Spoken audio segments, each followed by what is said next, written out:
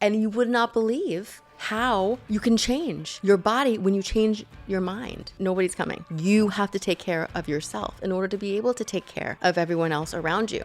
After 40, the processes in your body do not work as well on their own. And you have to support them. You have to do it. I had a conversation recently with a friend. His exact words were, I'm doing the same exact routine I did just a year ago. He's like, and I'm getting fatter. Your body is not going to give you the outcome for that same input. Person in the white coat says no, you said, oh, okay. Or they tell you, this is what you need, you say, oh, okay. And you don't ask any questions, and you just take what they say at face value.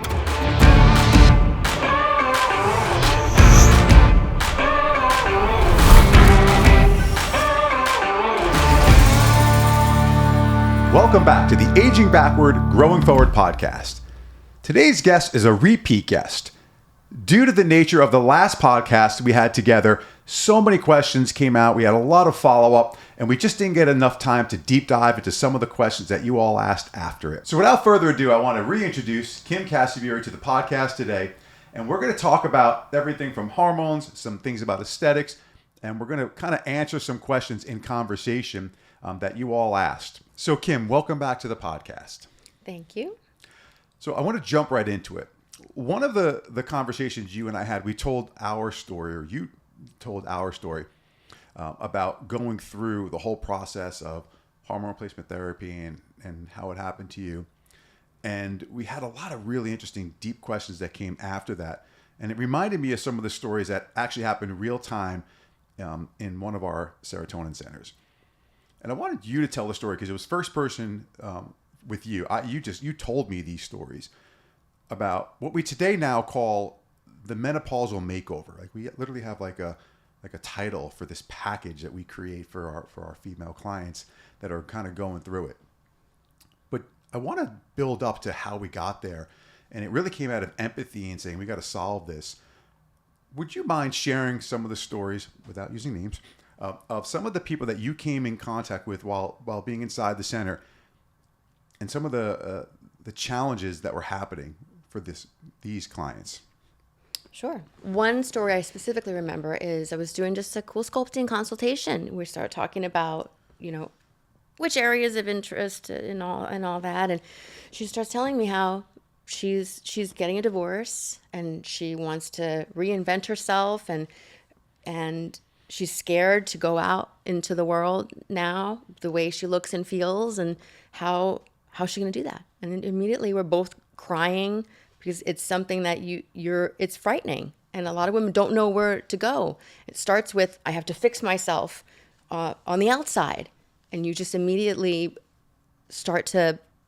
you feel lost and scared. And she's telling me she doesn't know what to do. And they start with the aesthetics and try to figure out how I can fix, what can I fix? How can I do it? So we started just talking about where we can do the cool sculpting, and that leads to, what are the things that we can do, and then we just end up talking. And I've become close friends with many, many women that said those kind of things to me because I can identify with how that feels. So when they come in and they have this outward appearance, and again, I can't imagine that, when someone has to start playing the field again, let's call it at 50 years old, mm-hmm. after being married for 25 years, it's not just the outward external appearance, right? At that time, you're a different person, and substantial changes probably have happened even in their hormones. I mean, so physically they look different, they feel different. So it's kind of that compounding effect.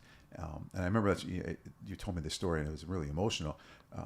But I think one of the best things that came out of that is the suggestion that you made about, hey, have you ever had your hormones checked? Like, because as we've talked about in the past, like doing all of this stuff takes great effort, and you need that confidence from within to continue to sustain all of it, because it's mm-hmm. not just a matter of do some body contouring, stuff. You've got, this is a lifestyle change that has to happen. But I believe, if I'm not mistaken, that client wound up doing a whole big, what we call the menopausal makeover, because it was a full-blown, mm-hmm. perimenopause kind of situation. Mm-hmm. And fast forward to now, and this is going back almost 2 years ago, this particular story that we're talking about. And this client is now a friend that you talk to. Just for the benefit of the audience, how does this client look and feel today? Just in, from what your your assessment. Like she's 30 again. Yeah. She feels great. When you look in the mirror, you don't say, look, oh my God, look at this, and oh my God, what's wrong with me? You think, oh, I got this. I can do that. It changes. There's hormone replacement therapy changes the way you view yourself in the world in a positive and confident way. You feel like you can do it. You feel like it's going to be okay. I got this. And that the confidence part is key. Is when you look, and I was just sharing my picture with somebody yesterday, the way that I used to look when I was feeling this way.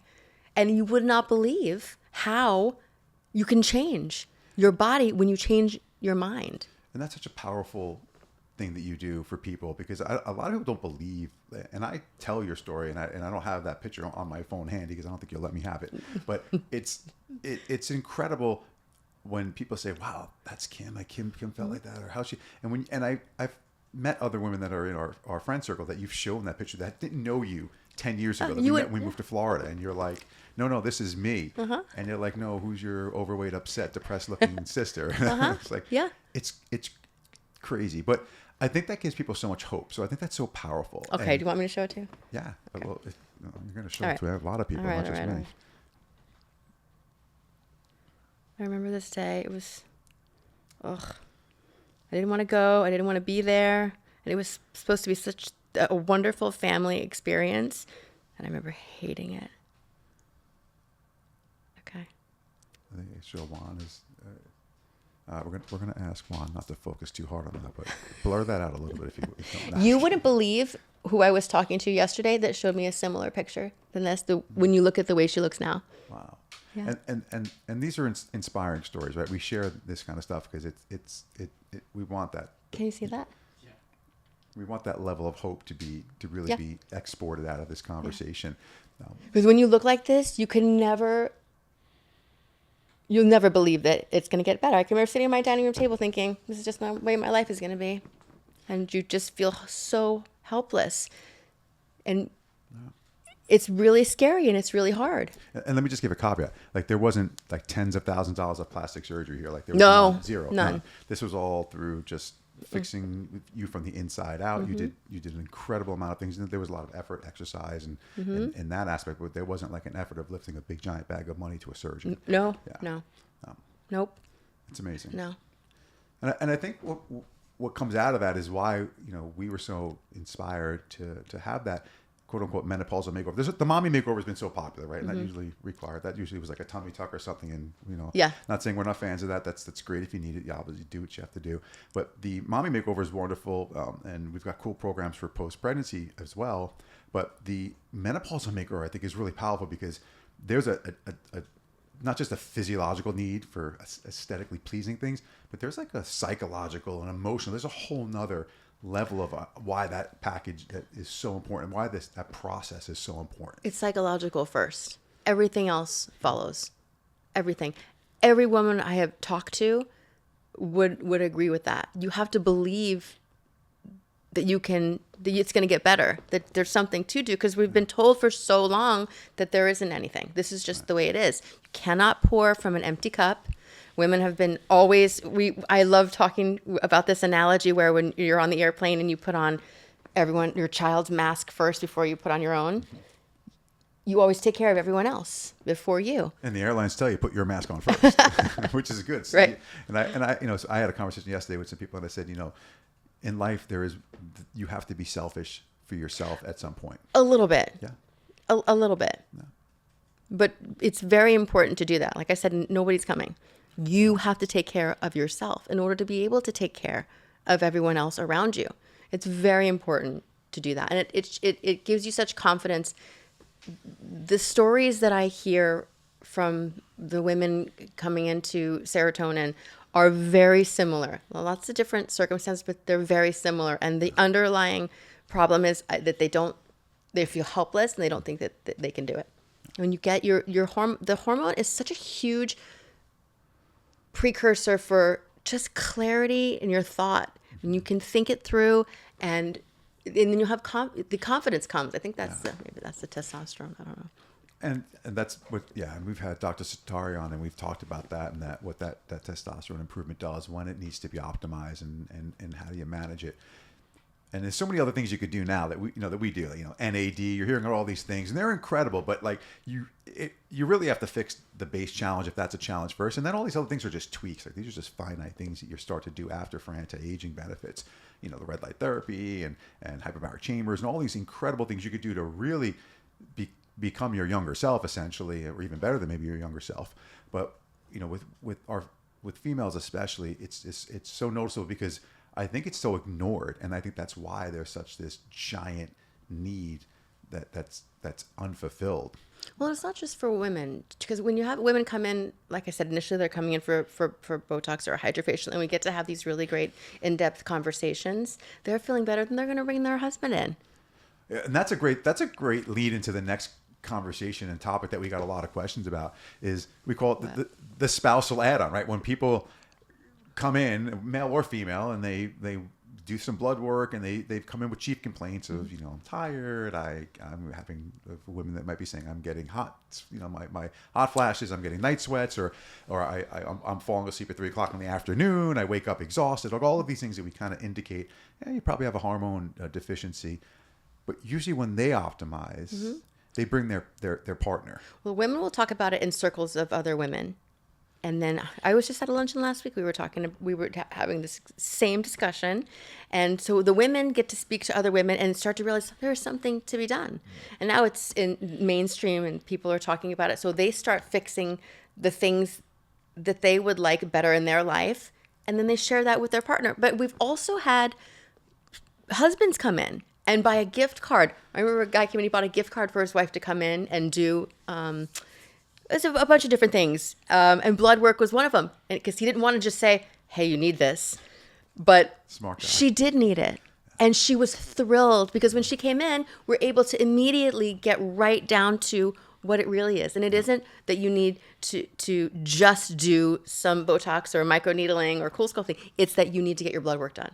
Because all of those things hinge upon having a really balanced hormone level. Right. So we've had, like I said, husbands will come in, they'll buy a gift card for their wife, or they're coming in for testosterone shots, and they'll say, oh my God, my wife would probably love this. Because it's sometimes it's daunting to bring it up to somebody that you love. You don't want to insult them, but you care about how they feel, and you care about how you feel too, and you want things to be better, and you see that they can benefit from it. So you share it with them. That happens constantly. I mean, I think it's a much better gift than like a vacuum cleaner or an ironing board to get over. Well, nobody's doing that. So I would just say that I do recall around the holiday time and there was a gentleman who came in and he was looking for a gift card, and it is kind of touchy because they say, if you're listening and your spouse or your partner and you're looking to do something to improve their health, sometimes it is hard to have that conversation because you want the best for them, but the delivery could feel insulting. Sure. So you're like, well, how do I? Oh, it's definitely insulting. Yeah. Because you're telling me there's something wrong with me, and when your hormones aren't balanced, you don't know that something's wrong. You're really offended by what was said to you. Your feelings are really hurt, and you don't think there's any. Why can't my feelings be hurt? It's your feelings are valid. They might be wrong, but they're valid. And once you can see the forest through the trees, and when you get your blood work done, you start to educate yourself a little bit and realize. And once that happens, I can look back on it now and think, oh, we should probably include a script with here's what you should say when giving this gift, yeah, right? So yeah, it doesn't come across with a bottle or a dish flying across the room of your head. Exactly. So. But these are real challenges. These are real things that happen, like in relationships, and unfortunately, sometimes that becomes the deterrent to making a change for success. And it's unfortunate because they're embarrassed to talk about it, or they're afraid of being insulting someone if the other person wants to discuss it. So it comes back to like communication, right? I mean, it comes back to trying to have that great open line of communication, which I think it's easier when everybody's happier, right? When everyone's feeling better and looking better. It's hard. I think communication gets even more so stressed when people aren't feeling well. They don't feel good about themselves. Of course. Yeah. They're defensive. Yeah. They're insecure. Yeah. But taking that step, and that's one of the, I think, the best pieces of advice. And again, you learn these things as you grow older, you mature, especially younger couples that might be listening to this, or people, having those conversations early on, and maybe setting some steps to boundaries of, hey, we can talk about this, and this is a safe conversation to have, and our goal is to help each other and not insult each other or break each other down, because you start to see that happen, and then it just deteriorates. Well, yeah, young people I think get it these days, but people our age don't. And because it goes back to what initially got us here in the first place, is that you're going to go to the doctor and he's going to tell you that's just the way it is. And women my age think, oh, that's the way it is. If I'm not young and I'm not vital, I'm not childbearing, then I'm not of value. Right. My husband doesn't look at me the same anymore. And that's just the way it is. So, and when you don't feel great, it's hard to put your foot down and say, that's wrong, because it's not right, but you think, oh, what am I going to do? Look at me, and you just feel in such a cloud. You cannot get through that fog in order to fix what you need to fix. Yeah. So that's why these little conversations that happen, with your esthetician or with your girlfriends or your peers are really helpful, because women, when they get together, they end up sharing so easily, because we're all going through the same thing, all of us, and it's an important conversation to have, and it immediately gets to a safe place. So you're intimidated and embarrassed when you're talking to your husband or even your kids. You want your kids to think that you're strong and that you're there for them and that you can handle things, and you don't want that. You don't want to have to lean on them. You're supposed to be the one taking care of them, especially as they get to be adults. I had one of our clients saying how we saved the adult relationship with her children. This is a whole different scenario from being exhausted. You drive your kids to school and to sports, and you're exhausted all the time, and you need to be there for them. And there's that argument, but then there's also you are frustrated and angry. You don't feel good, so you're not present for your adult children either. And she was thanking us for saving that relationship. Yeah, because a lot of these women, they have the full-time careers. They're working, and then they're also managing their households too. And the dynamic gets pretty intense. And it's you need Superman energy, like we talk about all the time. And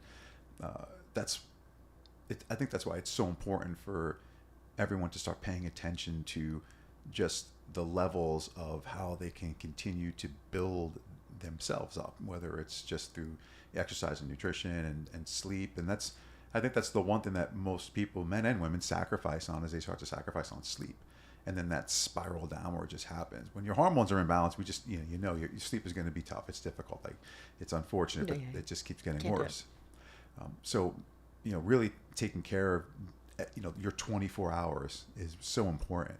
And there's tons of treatments and things you can do. And whether you go and you get an IV or you do to give you a short-term burst, but you really need to just have a lifestyle, kind of change. The curriculum needs to change. And as you are, it's just unfortunate. Aging is just a real thing. Yep, you have to accept it. You've got to take all these supplements. You have to get sleep. You have to show up for yourself. You just have to. Everyone complains about having to take all the pills. I do it too. And I remember you said, oh, you get to take them. And I was like, ugh.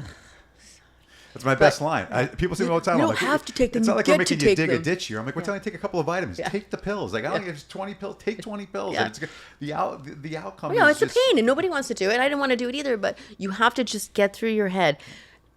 After 40, the processes in your body do not work as well on their own, and you have to support them. You have to do it. You just have to. You have to just get past that block in your brain. You just have to do it, and you'll feel so much better for it. I was talking with a client, and her husband was standing right next to her, and he said, all you have to do is just to change your nutrition. You just need to eat more protein, and you need to get more sleep, and you just need to. And they had 3 kids, and she's nodding and just smiling and nodding at him, and he's in this great shape, like you, same size waist since they were together when they met, 20 years ago. And all you need is diet and exercise. All you diet and exercise, and she's just smiling, but you can just see she's like, I've been dieting and exercising, and it's doing nothing, and so she just keeps on feeling defeated. defeated. So it's not as simple as that at all. And we're told that, and it is not. You literally can't do it with just that. And that's true for men also. I had a conversation recently with a friend who his exact words were, I'm doing the same exact routine I did just a year ago. He's like, and I'm getting fatter. Like I literally had to change jean sizes. And to your point, yeah, you're doing it. You're doing the diet and exercising, and you're trying, but unfortunately, your body is not going to give you the outcome for that same input. And that's the knowledge piece, the nugget that I think most people start to miss is, okay, so I'm changing physiologically, so my adaptation to exercise isn't the same. My ability to build muscle isn't the same. So unless you understand, they used to say you can't out-train a bad diet. And that was always true. If you ate like crap, and no matter how hard you worked out, you weren't going to get the result. You can't outperform an exercise or great nutrition if you don't have your systems in your body, from your hormones to metabolically being healthy. And that's what starts to happen. And that was my comment back to my friend was, well, the bigger challenge is what's happening to you metabolically. Like, are you storing visceral fat? That's like really bad. Or is your blood pressure going up? Or is your A1C going up? Which all of these things were happening, by the way, because he actually wound up going to serotonin, and we had him go through the whole 170 point of tests that we do, and his A1C was I was shockingly high for how he told me he was eating and his age. I was like, well, that's just genetics. I'm like, well, now you gotta manage that now. Like, now you have to do something, because in 3 or 4 or 5 years from now, if you don't, the conversation you're going to have with me or anyone about, oh my gosh, I wish I would have started, is going to be much different. You're going to say, oh my God, what do I do now? It becomes very dangerous for people not to make those changes. And we try to implore upon people when we talk to them, and I know I do this all the time. Like, listen, these are just, I call it 101 blocking and tackling. Like, from now on, for the rest of your life, get some labs once a year, twice a year, and make sure it has a lot of stuff on, a lot of information. And we actually did a podcast about like some of the things you want to test for. It's one of the older episodes that we did, and that's just your baseline of information. There's incredible stuff you can do now. I mean, you can go and get these full body scans, and they can find early detection. And there's a lot of, if you really want to dive deep, there's rabbit holes that just go on forever that you could really like find stuff out about your body. Well, even if you're not trying to be Superman, we're not trying to look like we're 20. I've found that when you go to the doctor, they are just looking for whether or not you're disease free or not. Yeah. Not whether or not you're optimized, whether or not you're feeling great. And maybe you don't want to live for until you're 150. You don't want to be able to lift a lot of weights. You just want to feel good in your everyday process. Another really great conversation I had was with somebody. We were talking about being able to lift up your grandchildren, not having to worry about, breaking a hip and then being, in the hospital when you're 67 years old. Those things are really important. And those basic things, we're talking about just being, like we're having healthy sleep, but bone density and heart health, those things, just to live and enjoy your life. Those things really need to be supported. Yeah, it's just now becoming a little more popular, but I was shocked at the lack of information that was out there on what you just said: hip fractures, falls, and people that wind up in the hospital and they die. They die because they go into a hospital bed and they just can't get out because that bone density, that osteopenia, osteoporosis. These are real issues, but these are really, you can augment those outcomes. You really can make some changes now that really widen the path for you as you age. So that's really great insight. Well, because nobody wants to be 20. We just want to age well. So kind of just bringing it back into the whole couples things that which we see so often, even amongst our own friends, when someone usually starts hormone replacement therapy, one of the beneficial side effects that it does help with, obviously, is libido. It does have a massive improvement in libido, and it's tough to be in a relationship. It's one person, and that usually is the case why someone does come, because someone's libido is higher and someone's is lower, and those things kind of have to equal out. So, and that's an interesting thing, because a lot of people that wind up coming to us, obviously usually men, they may be taking some things for ED or for libido, that once they start hormone replacement therapy, they generally they do not necessarily need those types of medications anymore. Same can go for high blood pressure medication or cholesterol medication. Yeah, because there's so many other improvements that happen in your lipid profile, right? So and that's one of the benefits too. When you start fixing things and your HDL goes up and there's a beneficial outcome to that. It's interesting because you don't know what you don't know, and getting this information sometimes is difficult. So you've got to have the right practitioner. When you go to the doctor, they're immediately just going to put you on all those medications. Yeah, and to no fault to those practitioners, right? Because that's their training, right? And that's what they're fixing those outcomes. But I think knowing that there's other opportunities, there's other types of outcomes that from different types of services or different types of medications, that there's just other options, and that's usually what I like to tell people is you've got to get control of your health, right? I mean, that's one of the things hugely we find after communicating with people is that the underlying thing is we're teaching them how to ask better questions just through our conversation. Like these are the better questions that you want to ask about your health, because it's your health, so it's your responsibility. So you've got to inquire and do some of your own homework as well, and you help your practitioner be great, right? I mean, whether you're going to your regular GP or you're going to a place like Serotonin, it's really important to come in there with an educated consumer, if you will, for your health. When I got a mammogram 2 days ago, a regular mammogram, I said, I'd like to do the ultrasound type as well. She said, oh, no, whatever the reason. And no, I'd like to do that, please. Wow. I'd like them both, if it's possible. Yeah, I mean, thank you. Because typically when the person in the white coat says no, you say, oh, okay. Or they tell you, this is what you need, you say, oh, okay. And you don't ask any questions, and you just take what they say at face value. You have to just really, like you said, educate yourself. You need to know what the other options are. Yeah, you should know what's available, what the options are, and certainly asking doesn't hurt, right?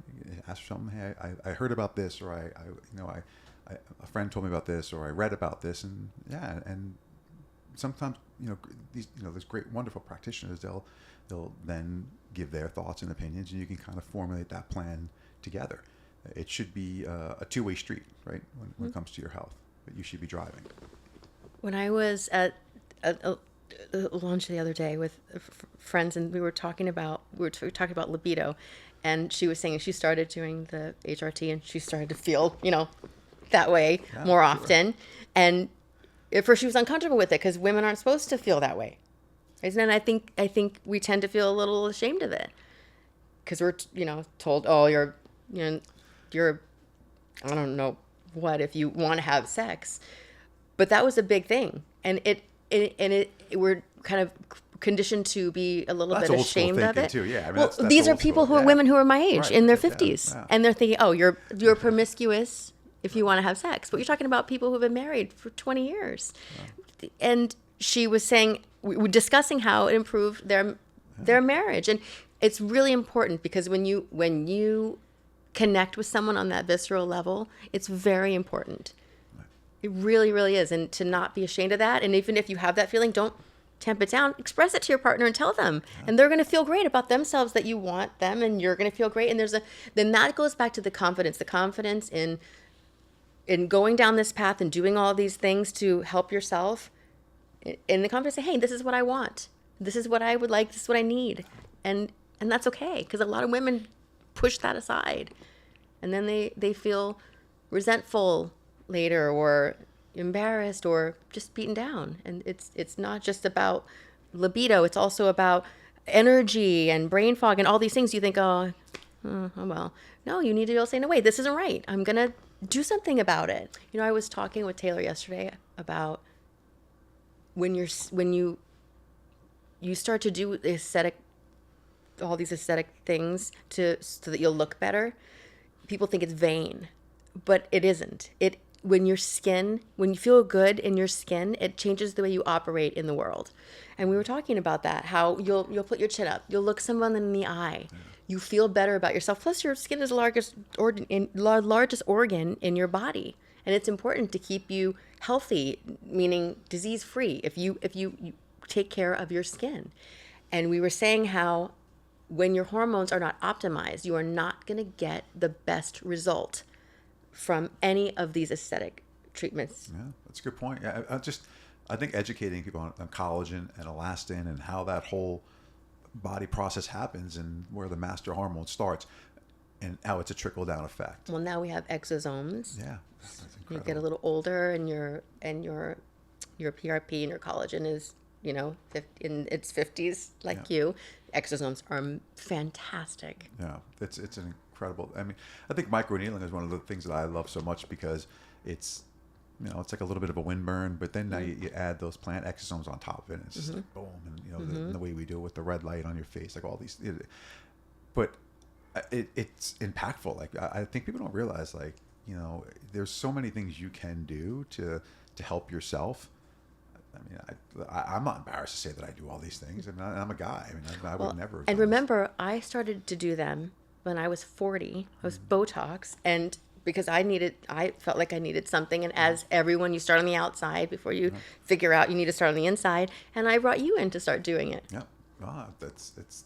Yeah, I haven't stopped since. I just had microneedling done. I feel pretty good about it. Yeah. But and people say, well, does it hurt? And I'm like, no, actually, it really doesn't. No. It's not. Some of the stuff is, and even if it did, frankly, I probably wouldn't. I just shut my mouth because the result is well worth it. What you're doing for yourself, because it's just as you learn. I didn't know about these micro channels and doing a little bit of damage and make sure your body responds and heals. Like I didn't know anything about that stuff. And as I learned about it, I was like, oh my gosh, I should be doing that for myself. And I talk about it with like all my guy friends. I tell them all about it. I'm like, you should be doing this stuff. I'm like, this isn't just for women. This is for men too. And hopefully, like every time, we do one of these conversations, these podcasts, people pick up a little bit of a nugget of information and run with it. Whether it's, just getting blood work done or having a different conversation with your medical practitioner, different conversation with your spouse, or going and meeting an esthetician for the first time and asking some good questions about things that you can do for yourself and what opportunities there are. This is all about just building you up and having the ability to live your best life post 50, 60, 70 years old, where most people think, oh, I'm just declining. Remember, and it affects everyone around you as well. Remember Uncle Nick said, when we 30 years ago, he said the people you surround yourself with are a direct result of the value you hang on yourself. So are you going to surround yourself by people who look in the mirror and go, ugh? Or are you going to surround yourself with people who look in the mirror and say, you know what, I got this. Let's go do this. Who do something great for themselves and say, come on, let's go do this. Yeah, or do you want to hang around people who are like, oh, I guess it's just the way it is, or just, oh. Yeah, no, it's true. That's a great point. Yeah, remember he said that to you because you met me and I elevated your value. That's Remember? right. Yeah, it's there's a lot to be said about the circle of influence that you're in, right? I mean, Yeah. if you're around people that are just partying and drinking and smoking, like you're probably not in the best circle for your health for sure. But you may want to consider changing out some of your friends if your goal is to live a healthier, more prosperous life long term. These are decisions that are like real decisions that people do have to make. And I can't remember the book I read where it talked about that. Sometimes you just have to, say goodbye to a friend that doesn't meet your values today, just because you're just in a different place. And that's and a lot of people hang on to those less than promising relationships for too long, and you're just someone don't, because they'll people will pull you back, they'll hold you back. I was talking with my friends Christine and Sarah actually about the book Let Them. Yeah. And what a great book it is. And if someone wants to leave, let them. And Mel Robbins she's awesome, and that book is incredible. Mm-hmm. So as always, when Kim is a guest, we get a great episode for everyone. I hope that you were able to find a nugget or two out of this. Always be mindful that talk to your medical practitioner. Some of the stuff that we talk about, we certainly don't want to give you medical advice, but we want you to get medical advice, good medical advice. We want to give you the power to ask great questions and get the right answers for yourself and for your goals. But here at Aging Backward, Growing Forward, one simple goal: for you to take a nugget or two away, for you to take action with that nugget. Don't just listen, don't just watch, go and do something about it. The goal for us is to make sure that you're living your best life because you're optimizing your health for the rest of your life. And I do hope that you found some value in today's episode. We're surely going to see you again on the next episode of Aging Backwards.